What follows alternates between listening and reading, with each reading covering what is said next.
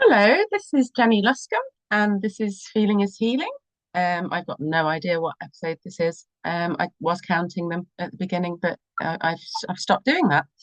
So today I'm going to be having a conversation with Carly, who is somebody that has a very familiar voice on holistic radio, and she attends lots and lots of the shows and imparts her wisdom and beauty on many occasions.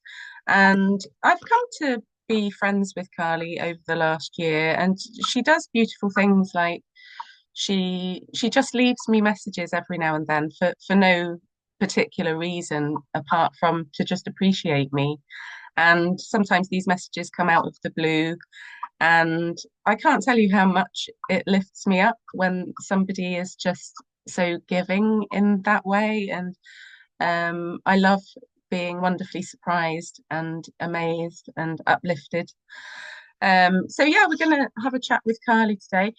Just before we start, there's a couple of things that I want to share. So I wasn't doing the show last week because I was on my way back from Glastonbury, where I kind of a bit lastminute.com. I was invited by a couple of friends that I met a few years ago at a community festival, and they were going to a gathering called the sacred what was it called? I can't remember now. The sacred gather the I'll have to Google it. I'll share the link. But anyway, it's the people who are down near Glastonbury. This is nothing to do with the Glastonbury Festival, by the way, but there's a group of people called Crops Not Shops who have got some land down in Ashcott, which is very close to Glastonbury, and they're making it their business to show humanity how you can become sustainable.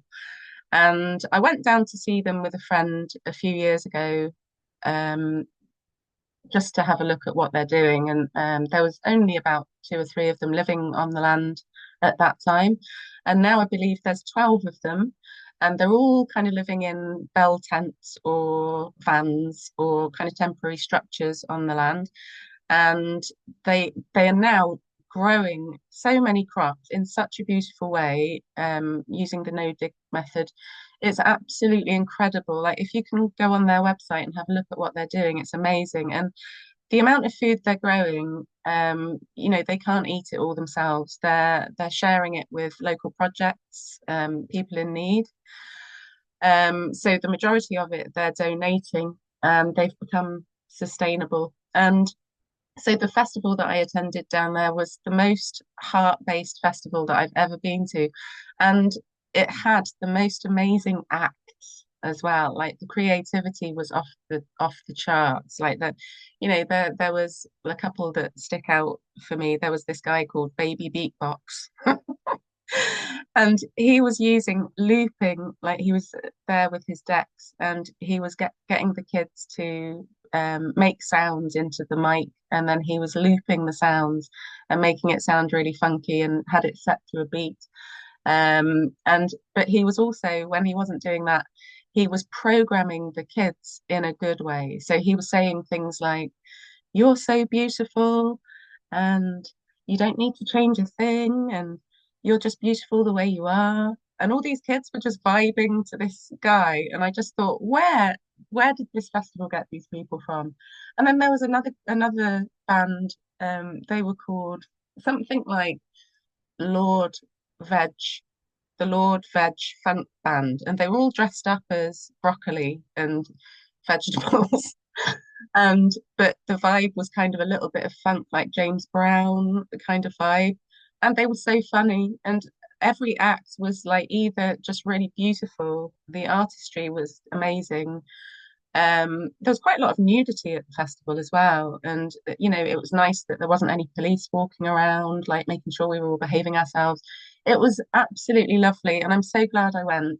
And I feel like all the people who live down there, they say that the land heals you, and you can feel it. And obviously, people say Glastonbury is the heart chakra of the world. I definitely came back a different person. It was outstanding, and I met some lovely people. So have a little look at their website and have a think about going to their festival next year, because they do donate much of what they make, and they're just doing an amazing job. And the other thing I wanted to say was, the reason that I'm wanting to start to do conversations and interviews, on my show instead of just me rambling on. I feel like I've rambled on a lot, and it's what I needed to do. And I wanted to share what was in my heart about self-healing, and I'll still continue to do that, from time to time. But I really feel at the moment, with everything in the world, like the conflict energy and the war and the mind control and the rubbish that's happening out there, like we all need to be the change that we're looking for. And I went and saw a film with my daughter called How to Train Your Dragon. And when I go and watch kids' films with her, I always have like a blub moment where a message from the universe comes through the film, and it's just beautiful. And so I did cry and she laughed, which is what normally happens. But the message of the film was about war. It was about war and peace. And it was done in such a beautiful way. And basically the Vikings were fighting the dragons literally forever.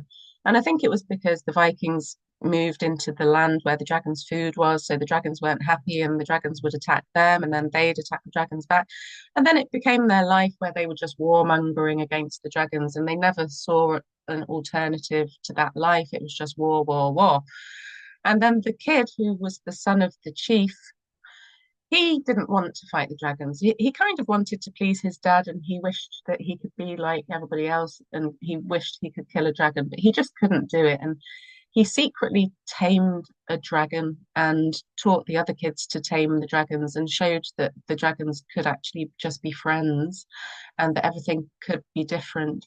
And the moment that I had the blub was, it was quite profound, because one of the kids was asking this kid, how did you realize that the dragons were friendly? Like what happened? And he said that he was afraid of the dragon at first. And in kind of like this connected moment with the dragon, he realized that the dragon was just as afraid as he was. And he saw himself in the dragon. And it just made me cry, because it's just so simple, isn't it? Like, hatred energy is basically when we push somebody away that's different. Maybe we don't understand them. Maybe there's something about them that triggers us. And we don't try to understand, we just cancel and we push that person or that thing away out of our reality. And all we really need to do is see sameness instead of difference. We need to see ourselves in the other person, and seeing that there is fear for them about us changes everything. And then there is fear in about us from their perspective as well. So if we can all see into the fear that's happening on the other side of the fence, it will get us everywhere. So, yesterday I had a bit of a chat with Carly about what to do today and what to talk about and stuff. So we're just going to wing it. But we had a meeting of minds, talking about the comfort of being the listener, and how everybody loves a story and everybody loves earwigging into someone else's conversation. Me and my daughter sit in cafes and we kind of people watch, and we compare notes afterwards, and it's just human nature. Um, and like I find it interesting that, when a lot of people talk about past lives, a lot of people think that all the different lives that we've lived are basically us getting different perspectives. So maybe in one life we're the victim, and then in the next life we're with that same soul, but we're the perpetrator. Or maybe we're the mum, and then we're the son, you know. So yeah, I think I'm gonna start there. So hello, beautiful Carly. Hi, Jen. Hi, everybody else. Big love to all. Here I am. Here she is. So, one of the things I'm really interested about in humans generally is other people's perception, because I think it was probably about 6 or 7 years ago that I had this revelation that my perception was not like other people's. And it kind of explained a lot. So, what about you, Carly? Like, how would you describe your perception? So, do you see yourself as kind of highly sensitive or psychic or anything like that? Do you believe in past lives, and do you have access to any of your kind of multidimensionality, if you see what I mean? Wow, Jen, big question. My perception on myself is constantly evolving and changing. And I go with perception from the idea of thought in my mind. My feelings feel slightly separate. So I'm going to need to lead you back to you to say them things to me again so that I can break down the next part. Yeah, so do you think that past lives are real? Because I know quite a lot of people on the spiritual path experience their past lives, or they think they do, or there's something that they're tapping into. But I know other people on the spiritual path who don't think that past lives are a thing and they can't get their heads around it. So where do you stand on that? On one sense, I would say absolutely yes, I do. I do feel that we come back around and we have had many. Yes, I do. I do think that. I think we come in with everything and all the possibilities from parts of what we've had previously, if that's a past life and an energy and a soul. So yeah, my simple answer is yes, I do. I do think that. Have you ever had any sort of memory or like kind of anything surface that doesn't feel like you? There's parts that I would come in and I would think, is that me? Is that not me? Must I reject it? Do I push it away? Whoa, what the fuck do I do? Sometimes I don't know. I think and I feel the animals are sharing the cold and one's not pleased. So I'm just going to try to intervene with that. Guys, that's not really how we need to do it. I'm back. And I am back with fishy fingers from the cat and the dog's bowl. So apologies on that note, everybody. That's nice. We don't mind. So sometimes I think I feel things that aren't necessarily my emotions. Yeah. And sometimes when I think things, I think, are they me, or are they me picking up on how I perceive other people feel, or are they other people's feelings projected and they're there to just sort of filter through us? So it's an awareness. Yeah, there's so much out there in the field, isn't there? And I think especially now with the energy of the earth changing and all the solar flares and everything sort of waking us up, I think we've got a bit of a job on our hands because we're we can't help it now apart from realize that we're not the separate self and that we are kind of all connected together, and there is this field that we're kind of tapped into, and I think we're just being shown it now, you know. I mean, I used to think that past lives were ridiculous, you know, not even that long ago. But now I have all sorts of different memories. I have all sorts of things, like in the tapping and everything, the self exploration that I do.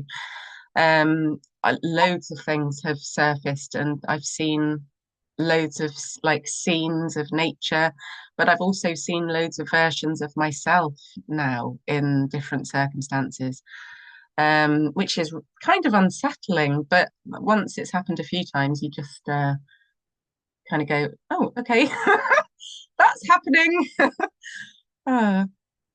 Okay. I do feel there's a resistance there with me, Jen, that kind of pulls myself back. Yeah, I think. And it is a fear, and it is to do with a scariness. And I think that's to do with where it's becoming so much more available. More people are being able to talk about it, so it's therefore becoming more prominent. And so that the energy of it is stronger. So there's a subtlety in it. There's like a settling. Yeah. Yeah, you'll have that, oh, I need to take an in-breath. 1 minute, let's get my tapping going. Yeah, it is. I remember having that fear as well, and it's just a stage, isn't it? And it's not about pushing the fear away, it's about integrating it, and it's about letting us be scared, because we've been led to believe that we're not who we actually are. And the way I look at it now is it's kind of beautiful to discover your multidimensionality. And yeah, I think that the lives that we've led have been pretty terrible often. The I think because of what I do, I've got a lot of witchy energy, and the past lives that I've seen, I've had, I think, every kind of persecution that is possible. Like, I've seen myself being stoned by the villagers. I've seen myself sort of down on my knees having rocks hurled at me, and I've also seen a guillotine and things like that, and I've actually felt like the rope, the hangings. There's loads that I've kind of tapped into. Sorry, go on. I think that we can't. No, I was just going to say, I think we can't, like, now that you're exploring that and I'm now going with the flow of that, I'm feeling like, well, we can't not explore them things and have them creations, because they're within our awareness. Like you say, they're within our field. And when we think, we feel. So these things do come up and in and out and around us. Again, back to stories. Yeah. So they're present. They are present in the energy that is with us, and it's whether or not we open up and we explore. And when we're hearing about another, it is absolutely reflected to self. And then it goes back to my mind will say to me, when I'm raging about things, it will still say to me, but Carly, can you say that if that was your set of circumstances, you wouldn't? Or I can't honestly say, because I don't fucking know. Yeah, so exactly. I have to flow with it as being all possible. Yeah, and I think sometimes with what we deal with as well, like the shit that gets thrown at us, and the stuff with families, and like whatever's going on for us, like I've never gone looking for past life stuff. I think a lot of people do, and a lot of people have a fascination with it. And I think a lot of people overemphasize, I've got to heal from all these past lives. I actually think ancestral healing is like more of a kind of pushing, a matter that we need to focus on than past life energy. But just in living my life, I've sort of realized I've got a bit of a fear of open water, and I think that's probably because of all the drownings. And also I've had lots of persecution and lots of conflict, and kind of along the lines of being banished from the village. And it's only in experiencing an energy in my life that in the healing of that I've tapped into other aspects of me, and then I've gone, oh, that's why this is happening. Um, so it hasn't been pleasant, but it's been fascinating. Yeah. Okay. Yeah, so my next question is, and I'm fascinated by this because I do a lot of inner child work and inner child work with clients as well. Who were you when you were a kid? Who was I when I was a kid? And are you the same person? Oh, there's absolutely lots of me as an adult that still is my inner child. And I think I was just intrigued by everything and all around what was going on. I was real nosy, and I still am. And I would like to think and muse and draw, and things are still there. And with your help and everybody else's, that I've really been tapping into two parts of them aspects. and actively bringing them. They're naturally there in the weaving of things. Yet I've been much more conscious of them of late, Yeah. and I think that really when I use the word beauty and how everything that holistic radio has meant to me and how I feel it, that's been a development of all of us within that, which is for me just it makes me Yeah. feel one. Yeah. Oh, well, that's lovely, Curly. So when you were a kid, what was your experience of community? So family and the community, like the wider community, because I'm guessing like similar to me, that before pre-mobile phones and all of that, like we were out roller skating and our mums didn't know where we were, and so we had access to more of the community. We probably knew more people. It was more of the kind of village, the village raises the kids kind of childhood than kids are going to be getting now. What was your experience of community then? I was really really wonderfully given experiences of freedom within my mum and dad and my family situation. My dad run adventure playground and my mum worked on the 1 o'clock club. So I was immersed in a community where all children came from all ages, parents came, there was space, freedom to explore, freedom to be with people, freedom to go off and be part of yourself and do discoveries. So, yeah, it was truly quite wondrous, quite open, and quite non-conventional, although within it, everybody was able to experience what would be non-conventional, only that they were my parents and them because of the community that was established, that still was really maintained within my home life as well, because the community was big and vast, yet connected. Yeah, wow, that sounds lovely. But it sounds like you just had a pop-up community. You didn't have to try. It was just there for you. Yeah, it was provided, and it was provided for all. There wasn't anybody that was shut out. You could walk in and walk out, and there was always something that was open. Like older children would bring their whole group of siblings, yet they wouldn't be responsible in the essence of being responsible, because there was adults that were there, and there was always somebody. Yeah. So was that all kind of like tire swings and zip lines and that kind of thing?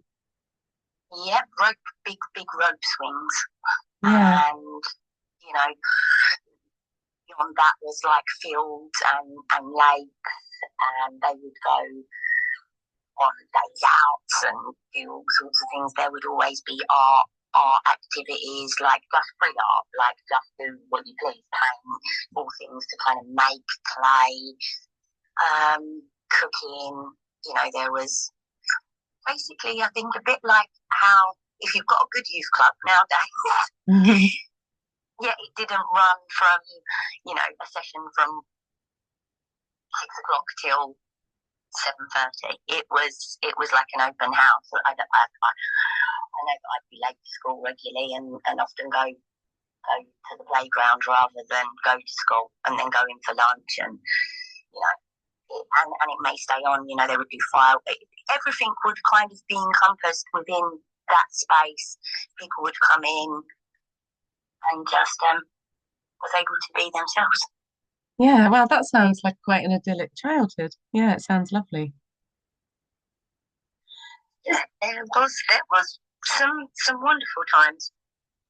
Is there anything that you would like to share with your inner child, like any advice or any wisdom that you wish that she'd known, but she didn't?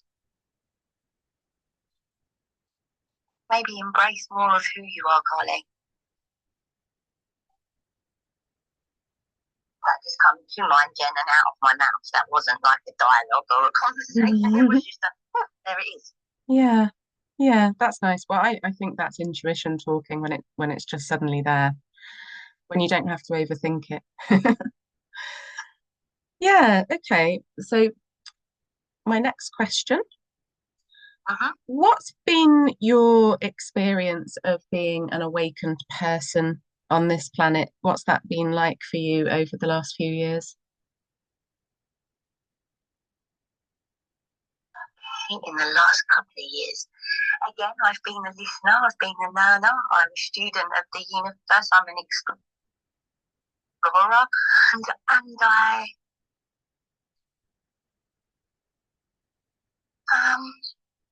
what's been my experience?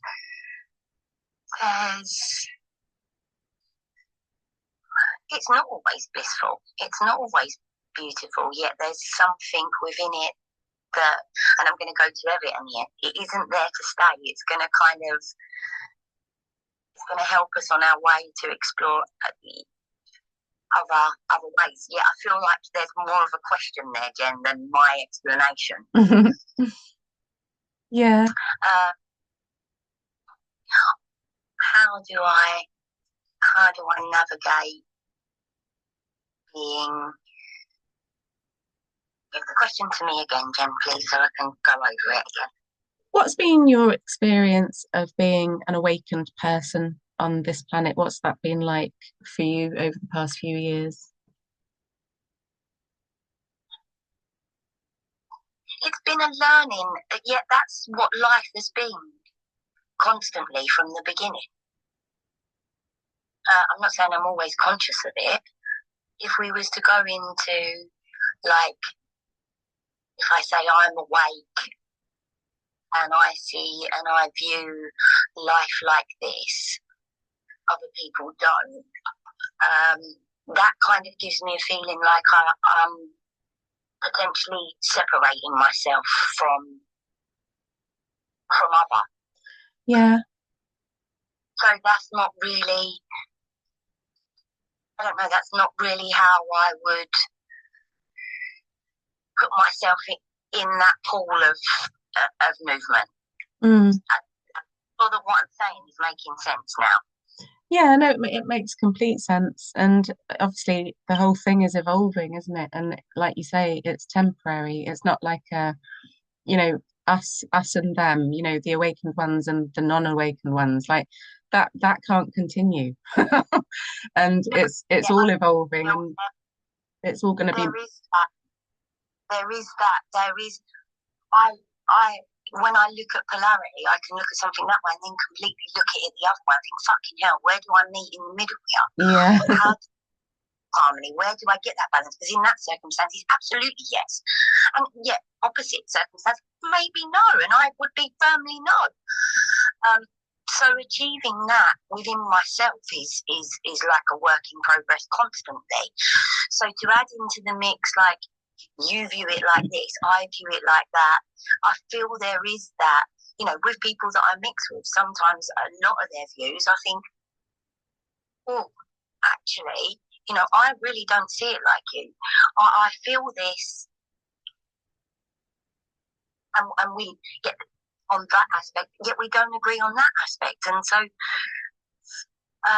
they would maybe make reference and say certain things, and I would think, actually, I find that quite fucking insulting.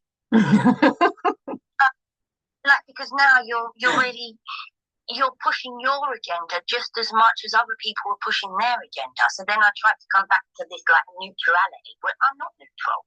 I change all the time. I suppose I'm not really comfortable with that like feeling of I'm awakened, and therefore there's lots of people that aren't. I think it's a choice. I think it's whether it comes in, how it works, I think the potential is there. And I think to be able to agree to disagree on views is to somebody else because that's where they're at. So there's all them things tied into that question for me, Jen. Yeah, it makes sense. And I think that we've reached a point now where like the polarity is the thing that needs to end, isn't it? And like I was saying at the beginning, like having a look at the other person and seeing their experience. So looking at someone and going, okay, well, given that they've got that life and those kids and that job and that perspective, seeing where they are and understanding them kind of gets you everywhere. Like that isn't necessarily reciprocated, unfortunately. But then you can't expect reciprocation, and many of us experience that. We can see their perspective because we remember when we were brainwashed. We remember what that was like, being in denial and being closed or whatever. And so we can see their perspective, but they can't necessarily see ours. And sometimes it's hard to swallow, but Yeah, you just have to get on with it, don't you? actually physically vomit, Jen. Like I'll vomit from myself. Poison. Yeah, Always trying to balance these things and knowing that one end is one way and one end is the other way. And it's the tipping, and I say yeah, swings and roundabouts talk sums it up sometimes. yeah, Because and it can make yeah, and I think we've all been guilty of being extreme, over the last few years, like with everything that's gone on. I certainly have anyway. I've gone to extremes to try and make myself understood, and at the end of the day, that doesn't work. And some people call it and consciousness, like or the middle way. People quite often call it the middle way, like try to be all seeing and kind of all knowing, but not necessarily spouting off about it, and trying not to go to the extremes to sort of be understood, like just accept that sometimes we're not, and we're not gonna. and I'm not going to understand others Yeah, because I'm not ready. Well, I haven't. I don't know what the word is. I'm not capable at that moment, and that's I need to be okay with that because that's yeah, an aspect that wants to say no, repel. I mm, want to remove that. yeah, yeah, yeah. Yeah, it's been tricky territory, and it's always interesting finding out like how other people are navigating it. So my next question is kind of a fun one. I was doing this with my daughter the other day. So, lots of people are talking about like a possible financial reset and like a different way of doing things. And I've sort of tuned into a few people think that when the governments collapse and the banks collapse and whatever happens, that there's going to be some sort of reset, and that there'll be some kind of like universal basic income so that there's no poverty anymore, everyone's got somewhere to live. But that obviously people can still create and like be entrepreneurs, like do whatever you want with your freedom, but the basic needs would be met. So like if this came tomorrow, whether it's real, whether it isn't real, but if there was a financial reset and then suddenly none of us were in survival mode, we didn't have to be fretting and worrying about how we were gonna put food on the table or and any of that rubbish, right? If Yeah. we suddenly just had access to whatever money we needed to do whatever we wanted, what would you do? Oh, Jen, I'm still way back in the musing of how wonderful, and wouldn't that be something? The potential for that for each person to be in that flow of abundance and what the earth would provide for us, given us giving it back what it requires from us. That frequency of is just love and bliss and openness to explore yourself within yourself and other, and no constraints to a degree. And like you say, it would remove that fucking panic that people have, that fear, that drudgery, that make me shiver feeling. Isn't it? And outside, looking outside, Jen, sorry, I'm not done. Looking outside, the world is that way. It is that way. It is there to provide for us the beauty of our creations within life.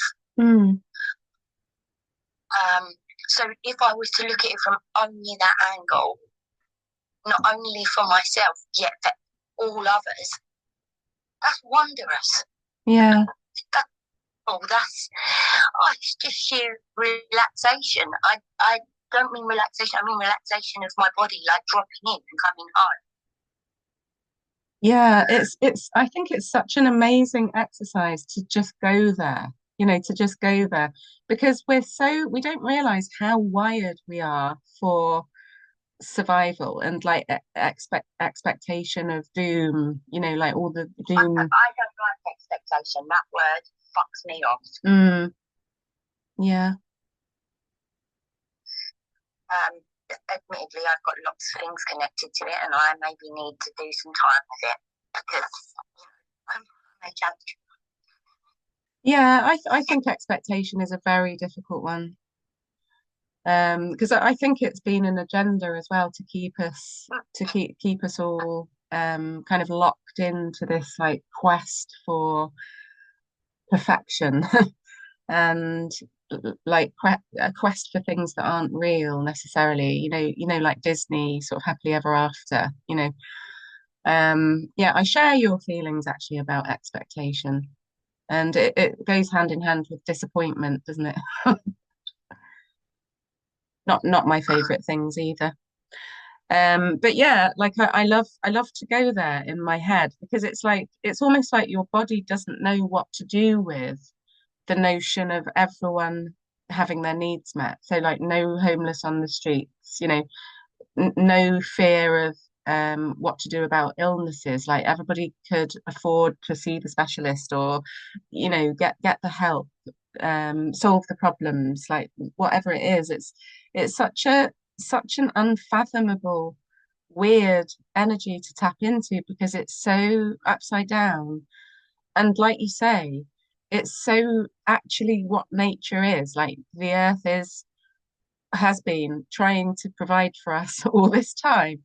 And we've all been upside down and going the wrong way and, pillaging the earth and fucking everything up. But I just love that. I loved going there with my daughter. What would you do and where would we go and where would we travel to and what would our house be like and how many dogs would we get? Just funny little fantasies like that. It's an amazing thought. It's amazing thought that you're creating them thoughts and putting them up there, and we've got access. And I'm going to love listening back potentially to that part and again musing with it and creating more of. Wait a minute, where can these frequencies go? Where can this possibility stretch to? Yeah. So thank you. Yeah, it's it's a beautiful thing. It's an exercise in itself, isn't it? Yeah. Okay. So so this is kind of connected, this question. So if survival mode was no longer a thing and thrival mode was the order of the day and all of our nervous systems were just healed and we were just getting on with it. So if every day became just about joy, how much joy can I have today? How would you go about that?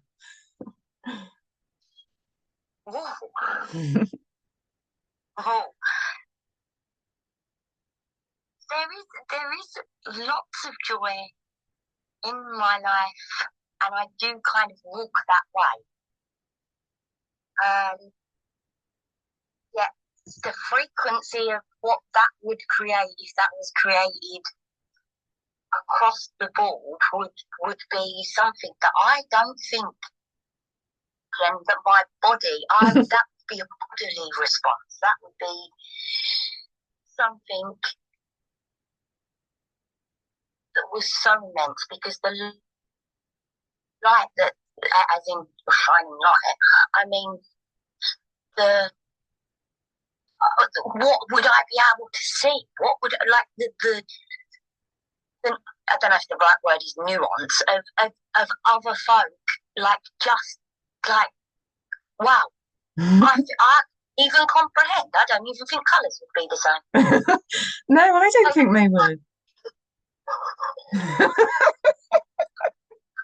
I love having this fantasy with you. It's so funny. Like I heard a channeling the other day, like somebody was channeling Arcturian energy, I think it was. And the Arcturians were saying that our capacity for joy as humans, like in our current state, like is one of the highest frequencies that we can reach. You know, I think gratitude is up there, love, but joy is one of the highest frequencies possible for a human at this point. But they were saying that our joy, so a human version of joy as we currently stand, is nowhere near even their lowest frequencies. So imagine being Arcturian. I mean, come on. Well, I don't know what I'm imagining. I'm like an electronic device gone funked up. Yeah. Okay. Like my nose is tingling and I'm getting perspiration on my face and I've put oil on it and I can still feel it coming through. So really, it's an embodied feeling for me. It's an eagerness. It's like wonderful. It's wow. It's aliveness. It's creation. It's all of that. It's like well, I don't know what the fuck this is on. It's on something though, and it's like it's bouncy, a bit tiggerish, a bit. Yeah, you make me laugh with your words. Okay, yeah. So right, here's a little kind of I don't know what you'll think about this. So I've got a list here of 5 values. So these are 5 of my values that I rate like really highly, right? So I'll just read them out to you. Connection, freedom, peace, joy, and love.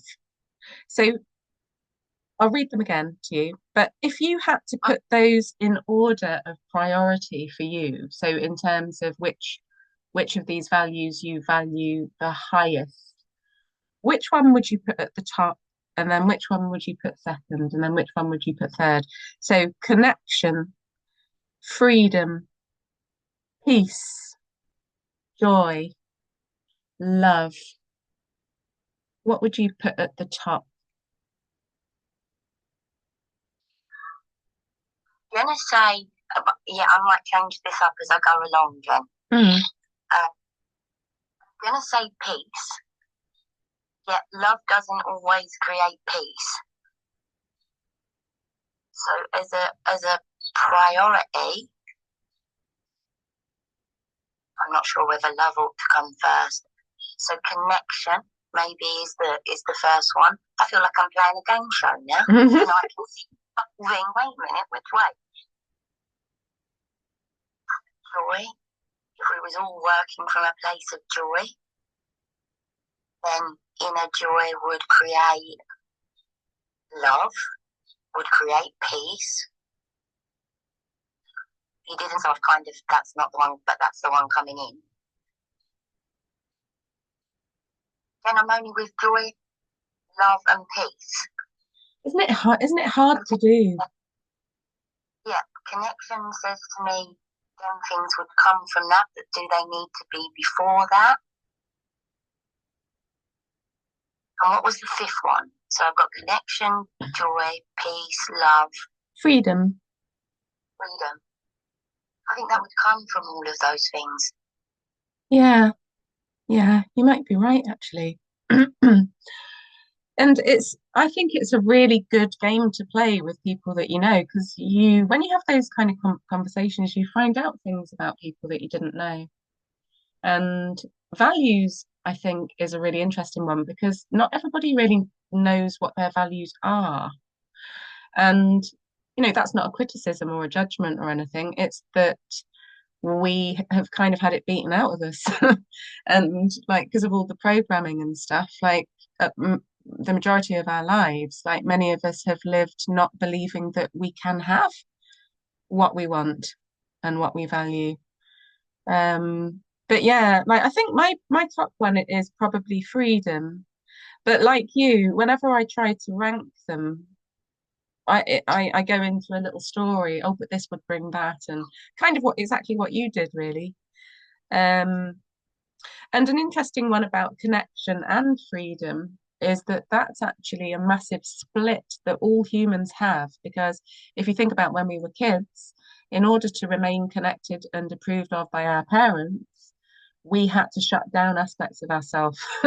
So we kind of believe that we can't have the two of them.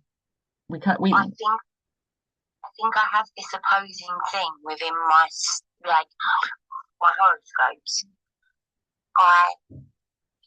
It often says that my biggest thing is like connection, yet my other aspect is like freedom. So how I create that within that, what am I creating? Because in my mind, in my heart, I'm trying to balance two, like you're saying, that opposing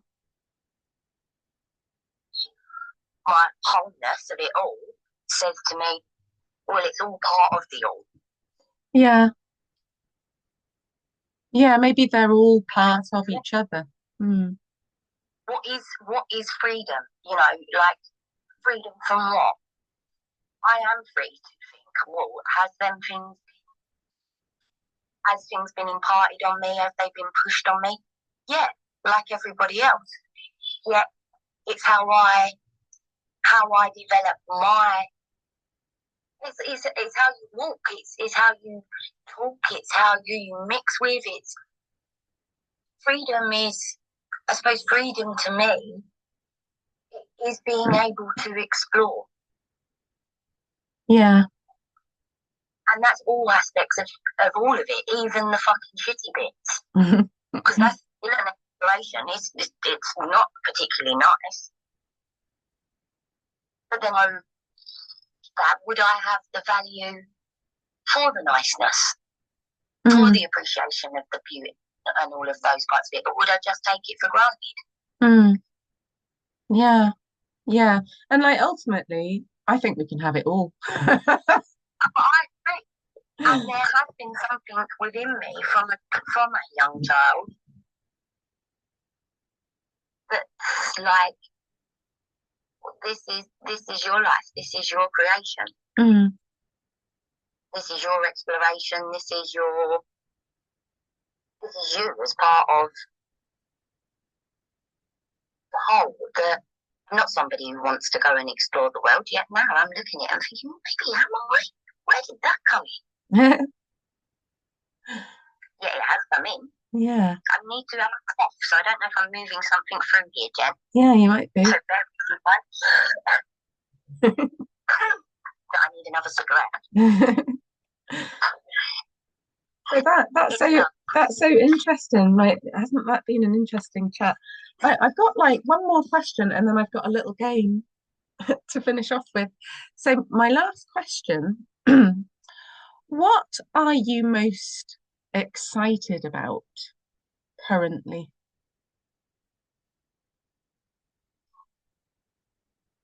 The first thing that comes into my head is going to bed and waking up tomorrow. That's the box standard basic, but that's exciting. That's good. Yeah. Wow, that's made my blood pop. What am I currently most excited about? I was excited about this, what we're doing. That was on my excitement level of like, yeah, I was scared.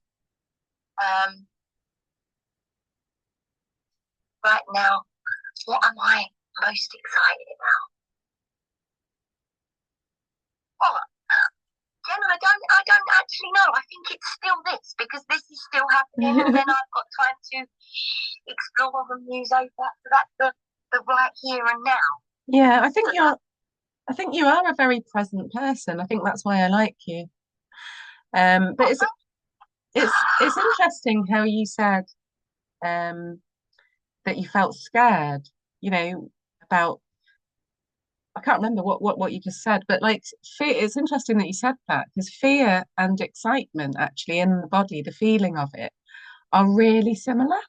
And the only difference between really the physical sensation of fear and excitement is the focus that you've got. So I always like to flip fear. So like if I do feel afraid of something, is to change it in my body to excitement.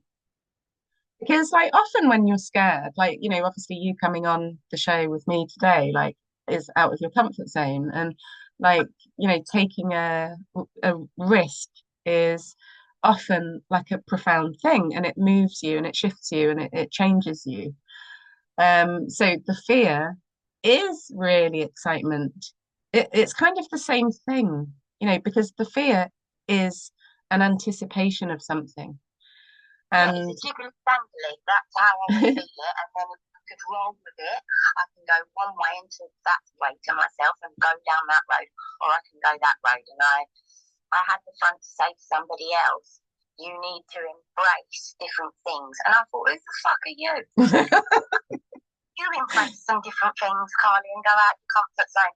So there's the conversation in my head. Yeah, okay, you're come on. But here I am. This is me. Oh, that's funny. Right, so to finish off, we're gonna have a little game, right? So this game, right, there's a reason that I'm gonna ask, it's called the three questions game. And there's a reason why I'm asking the questions, but I'm not going to tell you what that is until after you've answered them. This is kind of like it's a thing to do with relational psychology, and but you can take it with a pinch of salt. So what you have to do, and like obviously the listeners can play along with this as well. So I'm going to ask you in a minute to name your favorite color, your favorite animal, and your favorite body of water, and to give deep reasons why those are your responses. And then after you've given me your responses, I'll tell you what that means in terms of relational psychology. So you can, it's one of these things where you can take it seriously and look at the deeper meaning of what that says about you, or you can just go, oh no, that's bullshit. Open done with, because really I'm thinking already with the title, like, wait a minute, sorry, what? And then I'll start musing off onto another tangent. So let's just get, because I've already got the answers. When you've asked me, Yeah. just come. Okay, so let's start with your favorite color. What is your favorite color and why? Mustard yellow. Oh, okay, that's an interesting shade. And can you explain why? Yes, because it makes me happy. I feel comfortable in it. It's like the sun. It's alive. It's warm. It's happy, and I feel good in it. And I like other things. Like surface that color. Yeah, yeah. That's interesting because my favorite color is yellow as well, but not mustard yellow. Mine is more of a, I don't know how to explain it, like more of a sunflower yellow, I guess, like brighter sort of yellow. So yeah, we're similar on that score. So that's interesting. And what would you say is your favorite animal and why? The first thing that came to me was my dog Whiff. And then I thought, well, you're really leaving out Pablo. And that's a personality thing. That was what I was thinking with then. So I'd already put the divide in that. It really, that the dog is my favourite animal. No, I don't think so. There's more to explore there, Jen, as to what's my favourite animal. Horse has come back to me. and that's maybe majestic because they're big and giant, and there's so many different. Oh, that's really the same about dogs. Within that species of animal title, there's just lots of different ones. Yeah, that's childhood. Yeah, that peak resurfacing. Yeah, yeah. I think this is it's quite hard actually. Like it seems like a kind of little kids quiz, but like it's hard to think of the deeper meanings like behind our preferences and stuff. So the third question is, what is your favorite body of water? So that could be or even form of water. So, you know, that could be like ice or snow or rain, but it could be a lake or a swimming pool or the ocean, you know. It's the ocean, Jen, and it's to do with the ocean that I'm in, because it all goes back and comes back to one. Every part and aspect of the love and the maybe not so nice bits that can all wash out and wash in the flow of it. So it's the bits behind them. Yeah, yeah. And it all leads to everything. It's all connected. It's all part of. Yeah, yeah. I love that answer. So what I'm going to do now is I'm going to share with you what relational psychology says about those aspects. So basically like the idea here is that our subconscious mind makes what is it? Is the word comparison? Kind of makes associations with certain things and certain concepts. And so basically what relational psychology says is that your favorite color represents how you see yourself. Okay, well, that's jolly good. Yeah, because you said, you know, mustard yellow, it makes me happy, comfortable, like the sun, alive, warm, happy. I feel good in it. So that's like a really beautiful reflection of how you see yourself. Your favorite animal is basically the representation of what your ideal life partner would be. So yours would be if you went with the horse rather than the dog, majestic, big and giant, lots of different ones.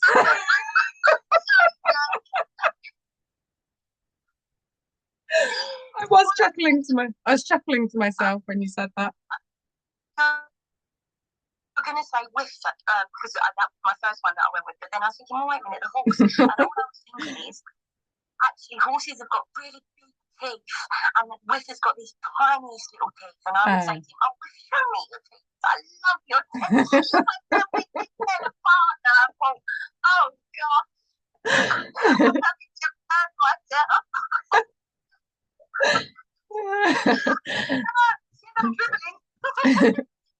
And the third one, so the favorite body of water, this is basically how we see life itself, specifically how we see sex and sexuality. And a lot of people, you know, talk about sexual energy as creation energy, don't they? Like life force energy. So your favorite body of water, like, because mine's the ocean as well. You're so similar to me because my color was yellow, and my body of water was also the ocean. So how you see life itself, you know, you said the ocean, like it all comes back to one, and even the not so good aspects, you said, you know, it all leads to everything. Like I think it's like the ocean is such an amazing metaphor for life. Like it really is. It's all there, isn't it? Like what's under the surface, what's above the surface, like the changeability, you know, the smoothness, the waves, you know. But yeah, I love that exercise because you can find out a lot about other people through that if you go with the relational psychology, which, you know, I kind of do. I kind of do. But I think you have to take these things with a pinch of salt as well, don't you? Um, but yeah, that was so fun. So I think we're pretty much at the end, Carly. Is there anything else that you would like to say? or that you would like to share with the world and with the Holistic Radio listeners? Again, right, and everybody else, and all of the exploring of myself. Yeah, that's really me. That's what I'd like to say. And listening, enjoying in participating, and this was and will be there and is. Yeah, I think I can just sum it up as thank you to all and to myself. I'm going to pat myself on the back, as I would say. Yeah, well done, Carly. And it didn't feel like an hour, did it? You know, like a whole hour's gone by, and like I just found that fascinating and so interesting and such a lovely chat. And I just love your energy. Make me laugh so much. And thank you for your little messages that you've sent me because it really has made me happy. So Love that you put into your shows and the same for everybody else. And the love and the beauty and the joy and all of them to your list of 5, yeah. All of it at once. Yeah. Thank you so much, Carly. And thank you so much, everybody, for listening. And it's been lovely to do something different. And I hope that you've all had some giggles and some smiles there as well. So thank you, everybody, for listening. And I'll see you next week. And next week, I'm going to be talking to Jackie. Woohoo! It was her that started this, actually, by interviewing me. So yeah, we'll finish there, Andy. Would anybody else who's listening on the live like to come on and say anything?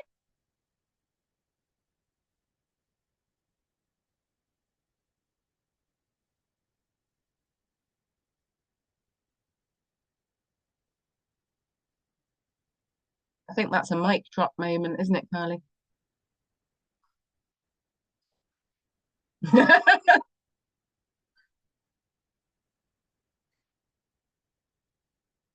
Is anybody there? Are you there, Andy?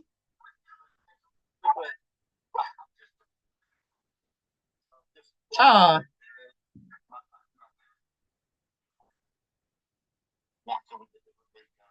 oh,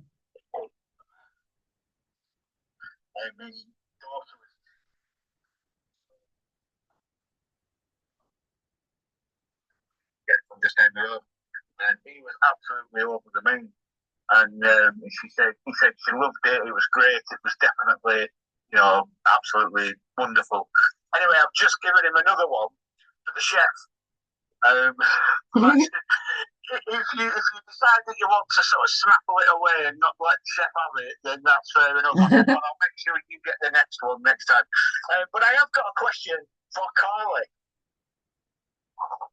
It's been absolutely fascinating and insightful, and I've smiled and I've chuckled to myself listening to you both. I've got one burning question that I would love to know the answer to, and I would love to hear you articulate the answer, Carly.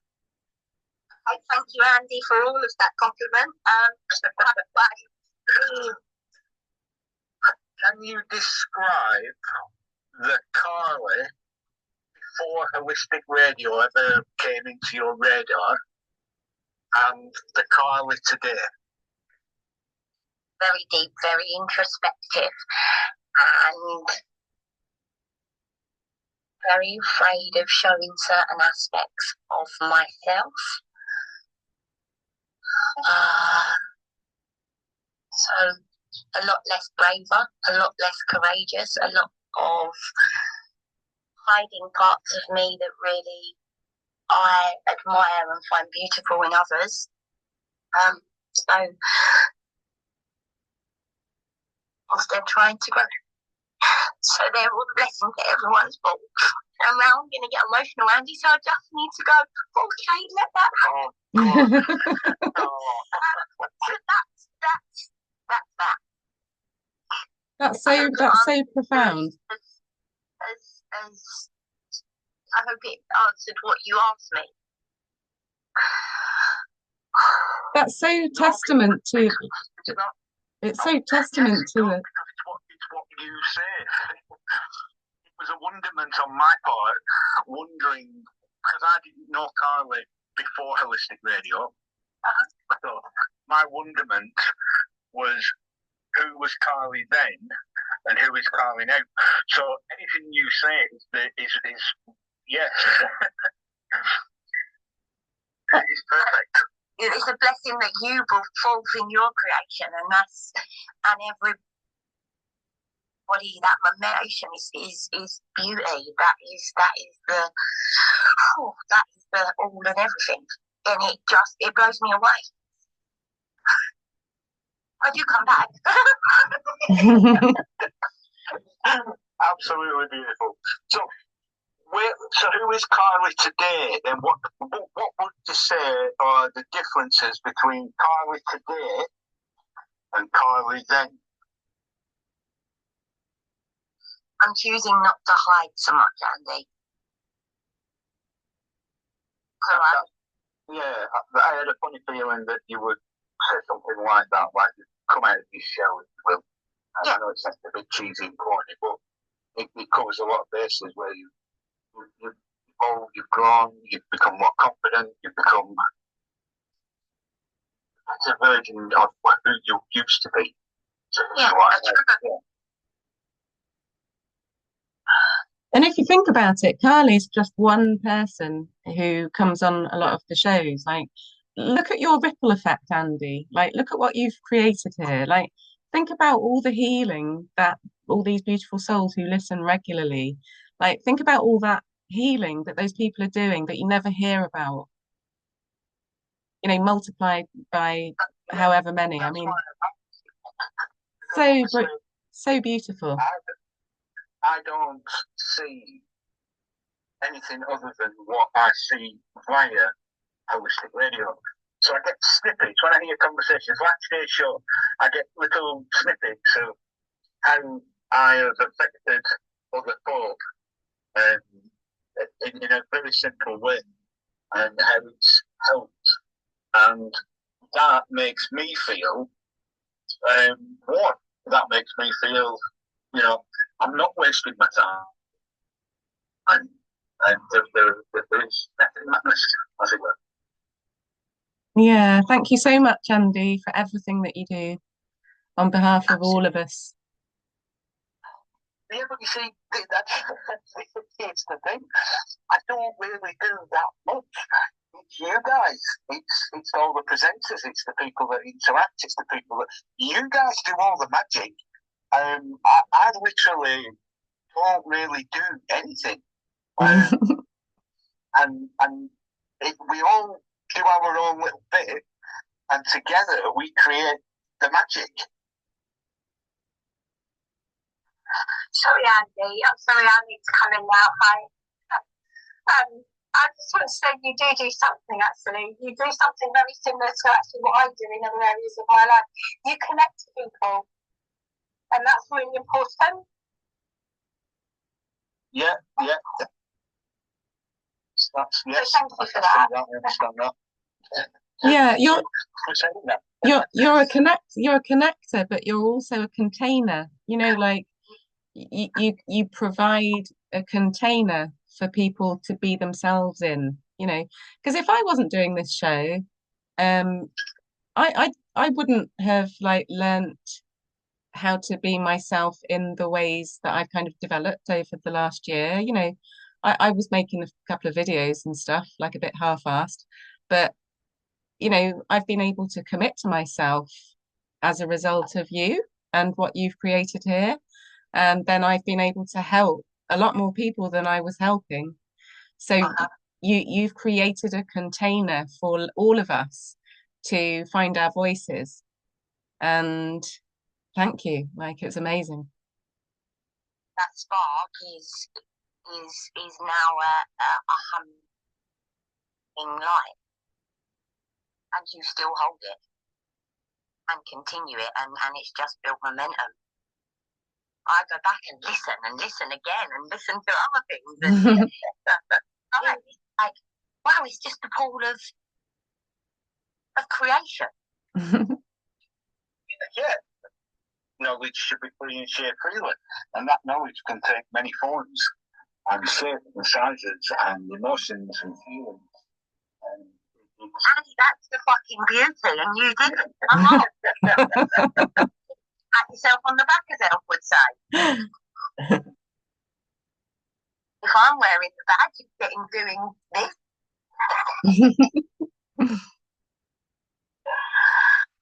Wow.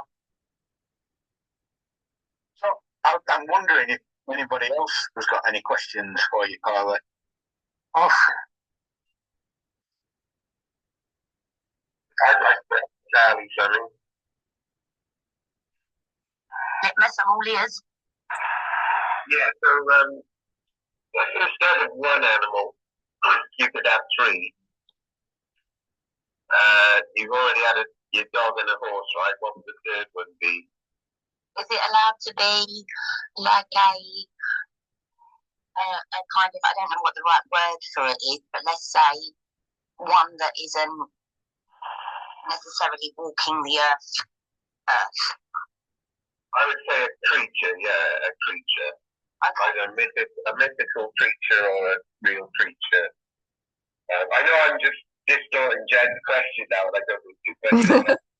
I'm interested, like, yeah, if you had a third choice, and it could be any kind of creature that could usually be described as an animal, what would you choose? It would either be a griffin or it would be a werewolf. I say you want four now. Yeah, of course I do, and I like the number 5, so maybe I would like to go to the Phoenix. Well, why not? Go nuts, you know? No rules. What about unicorns though? Come on. Yeah, that did come in, Jen. That come in when the horse, but I think the big teeth took me with the horse thing. Rather than the horn. When you said about big teeth and a horse, I didn't think so much of a horse. I thought more of a donkey. You know, have you like those videos where you see the donkey smiling? You know, it just makes you laugh as soon as you see it. There, Yeah. Being with because on the other playground there was another playground and that had horses and one donkey called Ruth, and I probably spent lots more time looking at the horse's mouth than the donkey because there was much more. There was only one donkey, so that's where that's imprinted, like big teeth.